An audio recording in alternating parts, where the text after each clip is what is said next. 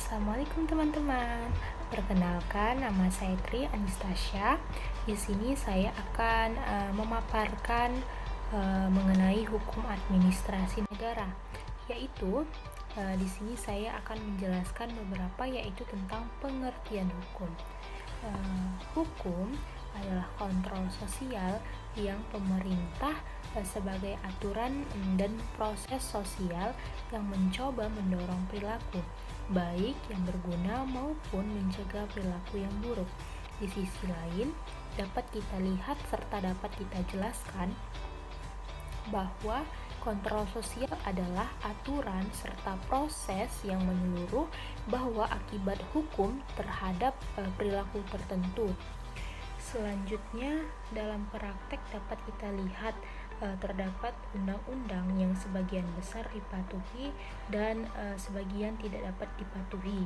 Sistem hukum akan hilang jika setiap orang-orang tersebut tidak dapat mematuhi undang-undang tersebut, sehingga makna yang terdapat di dalam undang-undang tersebut akan hilang serta dapat mempengaruhi waktu sikap yang tepat kuantitasnya itu ketidakpatuhannya, sehingga membuat efek nyata terhadap perilaku hukum yang nantinya kondisi ini akan membuat dan serta dapat mempengaruhi penegakan hukum yang menjamin kepastian serta keadilan dalam masyarakat.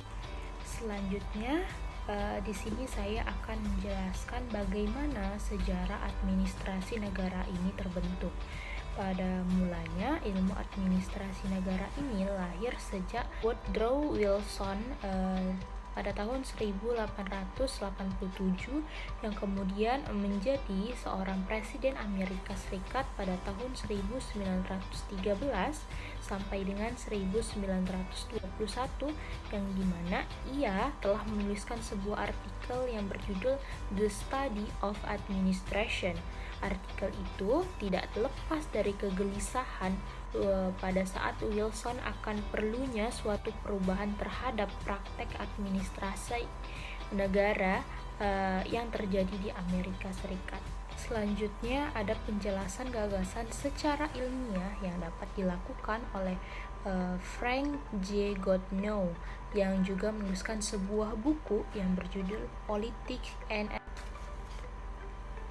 Selanjutnya dapat dijelaskan ada penjelasan gagasan secara ilmiah yang dilakukan oleh Frank J. Goodnow, yang telah menuliskan sebuah buku yang berjudul Politics and Administration pada tahun 1900, yang dimana buku Goodnow ini secara resmi telah melahirkan sebuah ilmu administrasi negara yang telah memisahkan diri dari induknya, yaitu ilmu politik. Setelah beberapa tahun kemudian, ada sebuah buku secara sistematis telah menjelaskan apa sebenarnya dalam ilmu administrasi negara lahir serta dipublikasikan melalui buku Leonard White pada tahun 1926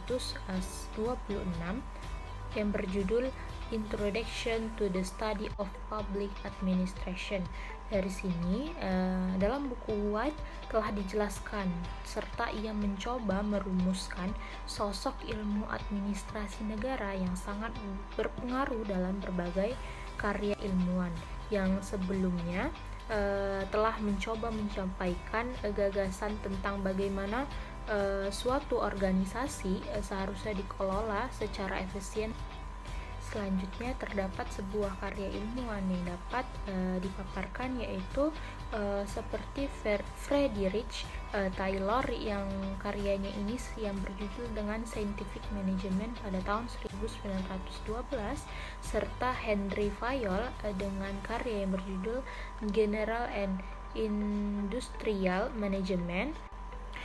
Di era berikutnya merupakan sebuah periode di mana para ilmuwan administrasi negara berusaha membangun body of knowledge, yang dimana dalam berbagai artikel dan buku telah dicoba untuk menggali mengenai prinsip-prinsip administrasi negara secara universal.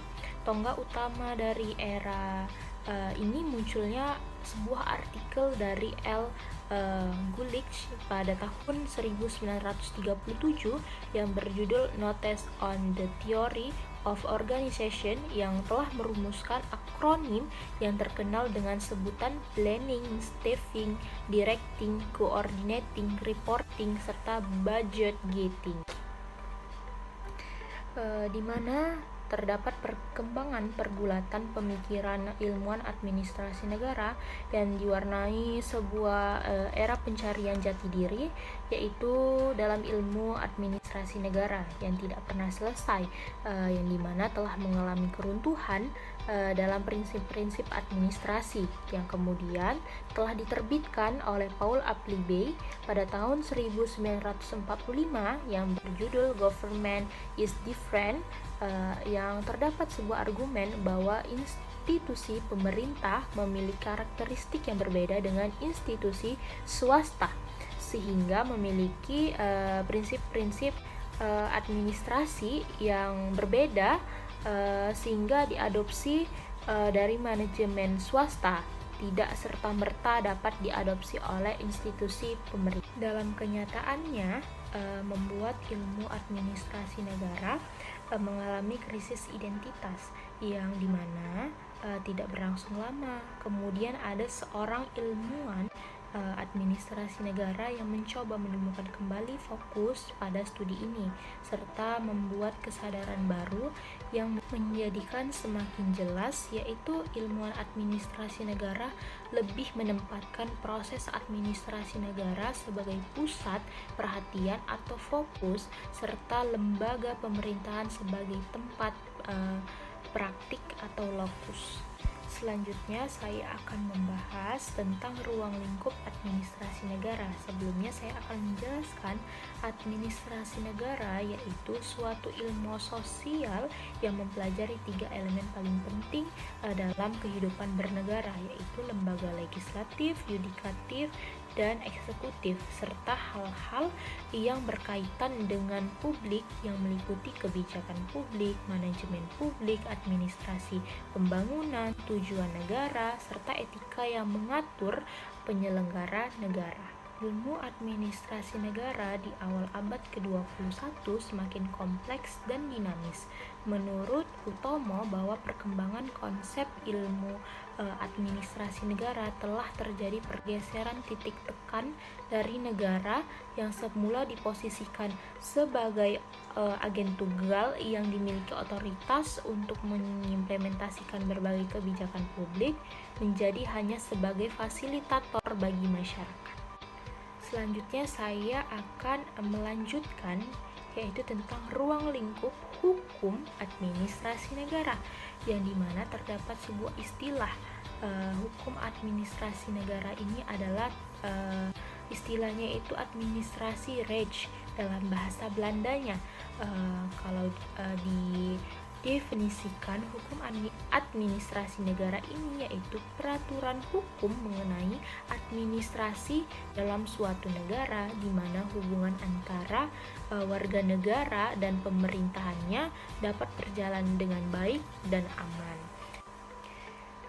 Di sini dalam ruang lingkup hukum administrasi negara terdapat sebuah sumber-sumber dalam hukum administrasi negara. Yang pertama yaitu sumber hukum material, yang dimana dapat dijelaskan bahwa sumber hukum material ini berasal dari peristiwa dalam pergaulan masyarakat, serta peristiwa dapat mempengaruhi bahkan bisa menentukan sikap manusia tersebut. Yang kedua, sumbernya sumber hukum formal, yang dimana dapat dijelaskan bahwa sumber hukum yang sudah diberi bentuk tertentu. Selanjutnya, hukum administrasi negara memiliki dalam arti luas dibagi menjadi dalam 4 bidang, yaitu yang pertama hukum pemerintahan, yang kedua hukum peradilan, yang ketiga hukum kepolisian, dan keempat hukum perundang-undangan. Sedangkan ruang lingkup hukum administrasi negara meliputi wewenang lembaga negara baik pusat maupun daerah, perhubungan kekuasaan antara lembaga negara dan antara lembaga negara dengan warga masyarakatnya. Selanjutnya, Yang terakhir teman-teman, saya akan menjelaskan tentang kedudukan dan hubungan hukum administrasi negara dengan ilmu hukum lainnya.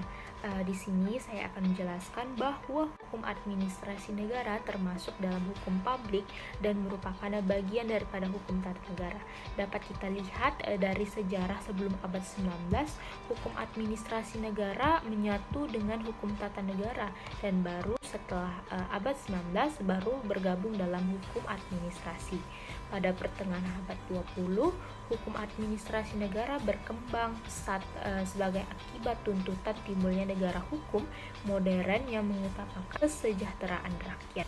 Kemudian, ilmu administrasi negara sebagai suatu disiplin ilmiah tersendiri memiliki batas-batasan serta hubungan-hubungan dengan beberapa cabang ilmu hukum lainnya seperti hukum tata negara, hukum pidana, hukum perdata, serta ilmu pemerintahan. Sekian dari hasil yang saya paparkan mengenai hukum administrasi negara. Semoga teman-teman dapat memahami serta dapat mempelajari apa yang telah saya paparkan. Jika saya ada salah kata dalam penyampaian mengenai penjelasan hukum administrasi negara, saya mohon maaf. Saya akhiri. Wabillahi taufik wal hidayah. Wassalamualaikum warahmatullahi wabarakatuh.